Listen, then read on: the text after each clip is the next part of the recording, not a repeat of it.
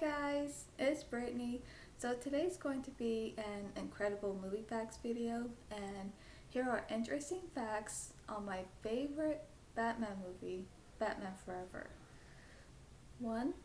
Val Kilmer learned he was the new Batman while he was literally in a Batcave in Africa, doing research for The Ghost in the Darkness, 1996. He accepted the role without reading the script. So that's quite interesting that he learned that he was going to be the new Batman um, in a new Batman movie while he was in a Batcave doing research for The Ghost in the Darkness. That is interesting. I'm not sure if that's a coincidence. Maybe that was like a sign, saying that yes, he is indeed going to be the new Batman in this new Batman movie. And in case you heard anything behind me, that's the ice maker. But oh well, it's just being noisy. Um,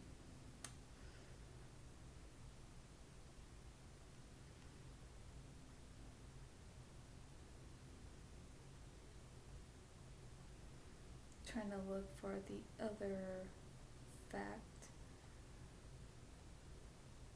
Okay, here it is. 2. While learning to twirl a cane, Jim Carrey reportedly broke around a dozen prop canes and some of his trailer furniture. Oh man, that must have been quite messy.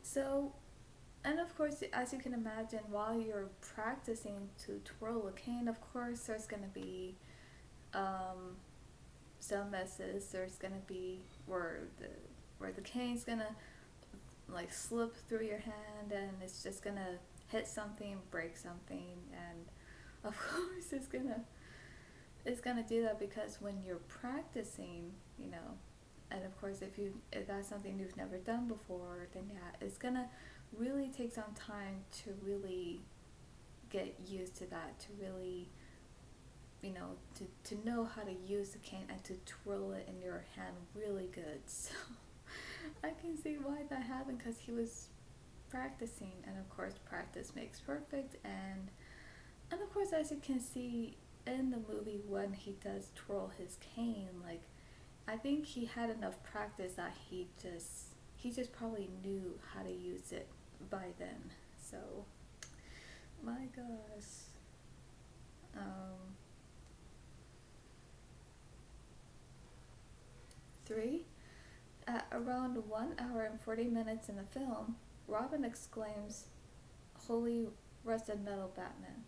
This was in homage to Burt Ward's Robin from Batman 1966, who would often exclaim "Holy" and fill in the blank Batman in moments of distress or astonishment. That's also quite interesting, and I've always wondered about that too. Like, even though when I was quite little, I've always wondered why why did Robin say that? Like, why did he say "Holy rusted metal Batman"? Like, I thought maybe he said that because maybe maybe maybe with the writer, maybe he wanted Robin to say a swear word, but then maybe they wanted him to say that instead, almost like he's swearing, but really he's not. So I don't know. That's what I thought, like, at the time, but no. But now I know why. It has nothing to do with that. 4. First film where Batman kisses someone while wearing his bat suit. Yes, that I know is true, because in the first Batman with Michael Keaton, the 1989, um, yeah, you don't see Bruce as Batman kissing, the female, like the female character in the movie. And you don't see that in Batman Returns either, but you see it for the first time in Batman Forever. So that is quite interesting. 5. Joel Schumacher originally wanted to make a much darker and more serious film that would more fully explore Bruce Wayne's growing fear that his crusade to be Batman had done more harm than good, and that Bruce was beginning to suffer from burnout. But I can't say it. The executives at Warner Brothers insisted on a lighter tone. Now, I think with Joel Schumacher's idea of wanting to have a much darker and more serious tone to Batman Forever, I think, in my honest opinion, it would probably be maybe a bit more serious and maybe a bit more darker than Batman Returns. That's just what I think. That's how it would turn out. But I'm glad it did not went that way, because even if it did, I'm not sure if this to this day, whether I don't know what my thoughts would be on the movie, and whether, considering if it would still be my favorite if it had been more different. I mean, I'm not sure. But since the executives at Warner Brothers insisted a much lighter tone, and I think they insisted that because I think they didn't like the dark tone, especially with Batman Returns, so I think I can see why they insisted a much lighter tone, because I think they wanted a lighter tone for the next Batman movie, because of course not only do they want everyone of all ages to enjoy this movie, but especially kids, so I can see why. But I'm glad Batman Forever did turn out the way it did. And I know other people out there are saying, no, it should have been more darker, or it should have been maybe this way or that way. Well, that's your opinion, but honestly, I loved how Batman Forever turned out, where it's not so dark, like Batman Returns, and where it's just so different, and that's why I just love everything about it. 6. Will Shortz, puzzle master on National Public Radio and editor of the New York Times crossword puzzle, created the Riddler's riddles. That is interesting to know. And yeah, I've always find the Riddler's riddles to be very, how do you say it? Well, interesting. Not just that, but I also find it to be where, okay, it makes you think, like, okay, here's the answer to this riddle, but could there be somewhat another meaning to it? Well, maybe meaning in a way that maybe is foreshadowing of what may happen later in the movie. So that's how I see it. 7. Robin's origin in the movie has elements of all 3 comic Robin's origins. The first Robin, Dick Grayson's parents, are acrobats and are murdered, though not by Two-Face. Okay, that I didn't know. The second Robin, Jason Todd, is caught stealing the wheels of the Batmobile, much like in the movie when Robin takes the Batmobile for a joyride. And Jason Todd's father is killed by Two-Face. Two-Face. What did I say? I think I said Two-Face, which almost sounds like toothpaste, but no, Two-Face. I'm sorry. Timothy Drake, the third Robin, discovers Bruce Wayne's secret identity, as he does in the movie Robin, but Tim Drake does not. No, but Tim Drake does use it, using his skills as a detective, unlike the movie Robin. Okay, I didn't know that either. Well, at the time I didn't know, but well, now you all know. 8. The exterior set of Two-Face's hideout is the same set used in the kidnapping of Max Schreck in Batman Returns. Wow, I think, I think that's what happens through some movies. Sometimes they have to use the same set. Like, if they use the same set for a completely different scene. So, I didn't know anything about that.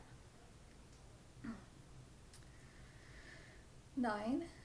Jim Carrey was considered for the part of David in The Lost Boys and for the lead in DC Cab, both which both which were also directed by Joel Schumacher. Now, I never seen DC Cab, so I don't really know. Like, I don't know who plays the main character of that role. If since Jim Carrey was considered for that role too, so I haven't seen the movie. But if any of you guys have seen DC Cab, let me know and tell me who plays the main character, because I don't know. I never heard of the movie. I haven't seen it, and I don't know who's in it. So, and I don't know who plays the main character in that movie. But as for The Lost Boys, I mean, all honesty here, but I cannot see. Somehow I cannot picture Jim Carrey playing David the vampire in The Lost Boys. I just can't picture it. I mean, it might have been maybe a quite interesting turn, and maybe it would have been maybe a bit of a challenge for Jim Carrey if he had played that role, but I don't know. I mean, I think somehow he would maybe still play the character in a way where maybe he might play the character in a way where it's like creepy, but maybe at the same time kind of funny as well. I don't know. I mean, Jim Carrey is a really great actor and he's so funny, but as for that role, I don't know. I just can't see it.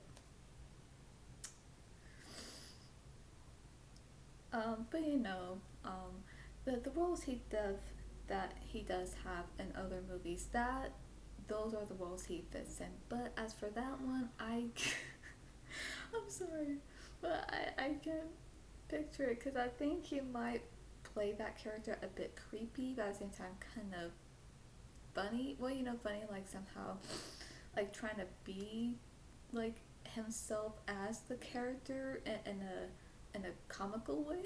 So I don't know.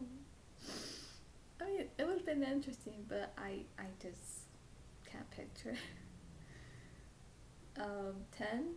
Unlike the two Tim Burton Batman films, this is not scored by Danny Elfman. True. Also, unlike these two, this film features original songs performed by multiple artists. The trailers for this film and Batman and Robin feature Elfman's score from Batman and Batman Returns. Yeah, yeah, it does though. Like, now the trailer of Batman Forever, it does. You can hear Danny Elfman's score from Batman and Batman Returns into the trailer, but he did not compose the music for Batman Forever. Somebody else, a different composer, composed the music for Batman Forever, but I think that turned out great because I love it. Like, I love everything that I hear, like every part of the music score, like from beginning to end. It's just so great, and I love the way it sounds. So he did a really good job on that. Everyone who made Batman Forever, both on screen and off screen, they all did such a good job, and that's why I love this movie, and I love for how it turned out and the way it is, and why it's just my favorite, because it's not dark. Now, I don't mind if some movies have a dark tone to it and it's been taken a bit more serious, but I think to me when it comes to Batman, it's like, okay, don't make it too dark. And because for those who did, it's like, okay, this is not my kind of movie of Batman. But, of course, with Batman Forever, it's like, okay, I love that one. Like, this is so different from anything else, and I love it. It's my favorite. So, it's like, it's the only favorite Batman movie I have, and you know what? I don't care if anyone, or for those who hate it in any way, because I love it. So, let me know what you think about those facts on Batman Forever, and be sure to like this video, comment, and subscribe, and support my channel on my Patreon page, which I will leave the link down below. So that's all for today, and I'll see you at the movies.